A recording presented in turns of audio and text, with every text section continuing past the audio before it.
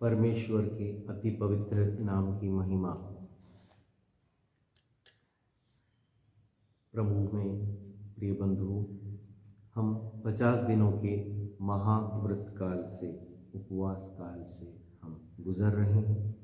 25 दिन बीत चुके हैं और हम आगे की ओर बढ़ रहे हैं। इस व्रत काल का उद्देश्य हमारी रोज़मर्रा की ज़िंदगी से हटकर अपने जीवन को ज़रा पीछे मुड़कर देखने के लिए, उसका मूल्यांकन करने के लिए, अवलोकन करने के लिए और परमेश्वर के वचनों के अनुसार अपने जीवन को क्रम में लाने के लिए होना चाहिए। आज के जो ध्यान के लिए हम पवित्र वचन के भाग ले रहे हैं वह है संत लूका लिखित सुसमाचार अध्याय 15 उसकी 11 से 32 तक की आयतें। एक पिता के 2 पुत्र हैं। उसमें छोटा पुत्र, छोटा बेटा आकर अपने पिता से उसकी संपत्ति का बंटवारा करने के लिए और उसके भाग को दे देने के लिए बाध्य करता है। अपनी संपत्ति एकत्रित कर वह अपने पिता से और भाई से दूर किसी अन्य देश में चला जाता है और वहाँ पर भोग विलासिता में अपनी ज़िंदगी व्यतीत करता है और अपनी सारी संपत्ति व्यर्थ में उड़ा देता है।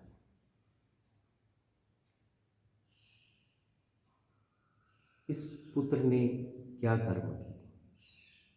हमें अपनी ज़िंदगी में इस पुत्र की जगह जाकर सोचना होगा, हमारी ज़िंदगी में इतने वर्षों में हमने क्या काम किए।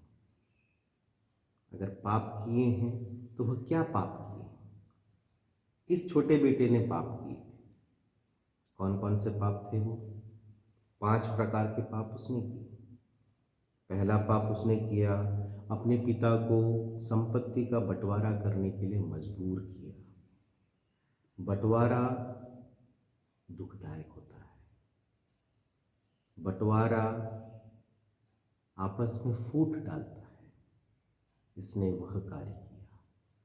दूसरा पाप उसने किया, अपनी समस्त संपत्ति को एकत्रित किया, इकट्ठा किया। यहाँ पर एक स्वार्थ की भावना झलकती है। हम यदि सिर्फ अपने खुद के बारे में सोचते हैं तो यह स्वार्थ की भावना है, जो कि असहज है क्रिस्तीय जीवन। स्वार्थी ना होकर निस्वार्थी होने के लिए हमें यह क्रिस्तीय जीवन प्रेरित करता है। तो स्वार्थी होना एक पाप है, सिर्फ अपने बारे में सोचना, दूसरों को विस्मृत करके। तीसरा पाप उसने जो किया, अपने पिता से, अपने भाई से, अपने घर से, अपने देश से वह बहुत दूर चला गया। अपने पिता के प्रति और अपने भाई के प्रति उसकी कुछ जिम्मेदारियां थी, उसे भूलकर वह बहुत दूर चला गया और अपनी जिम्मेदारियों का निर्वहन नहीं किया। हमें भी अपनी ज़िंदगी में अपने परिवार के प्रति, अपने समाज के प्रति, अपने देश के प्रति, इस दुनिया के प्रति कुछ जिम्मेदारियां हैं। उसका निर्वहन अगर हम भूल जाते हैं, अपनी जिम्मेदारियों से पीछे हटते हैं, तो वह भी एक पाप ही कहलाएगा। चौथा पाप जो हम सब समझते हैं कि उसने पाप किए, भोग विलासिता में अपने जीवन की, यह निश्चित ही एक बहुत बड़ा पाप उसने किया।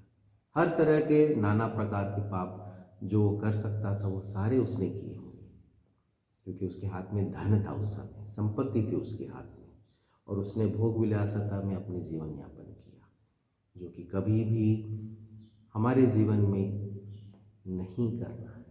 वह एक पाप है। और आखिरी पाप उसने जो किया, 5वां, वह था अपनी संपत्ति को व्यर्थ में उड़ा देना।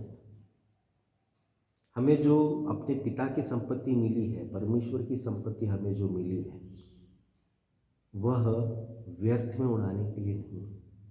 पिता परमेश्वर ने हमें कुछ टैलेंट्स दिए, हमें कुछ खूबियाँ दी, वह परमेश्वर के नाम के महत्व के लिए करें, यह ज़्यादा अच्छा रहेगा। बनस्पत उसे हम व्यर्थ में उड़ा दें। व्यर्थ में उड़ा देने से हमें जो मूल्य मिला है वह हम बेकार करते रहे, उसका कोई उपयोग ना हो सका, किसी और के काम भी नहीं आ सका। तो यह 5 पाप उसने किए।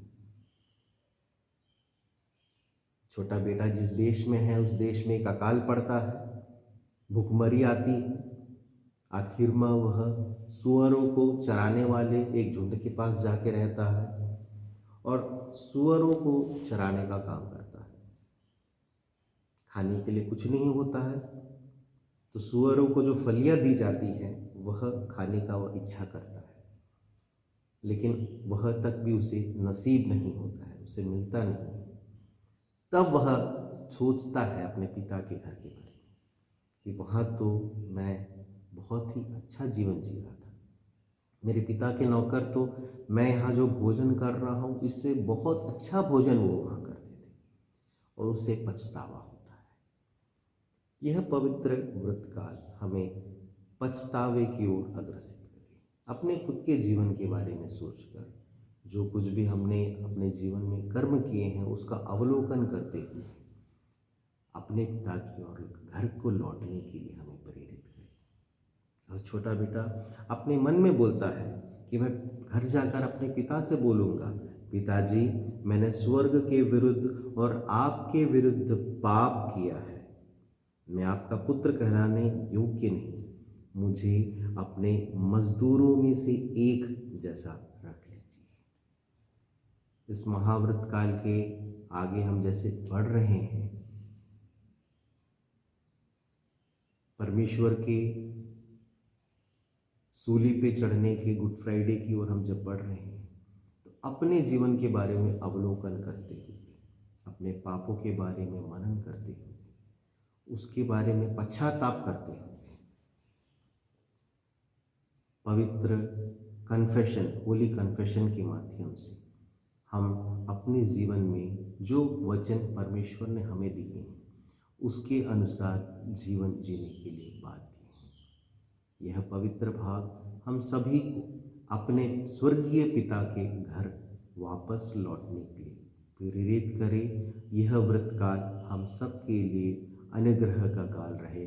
परमेश्वर हम सबको आशीष दे।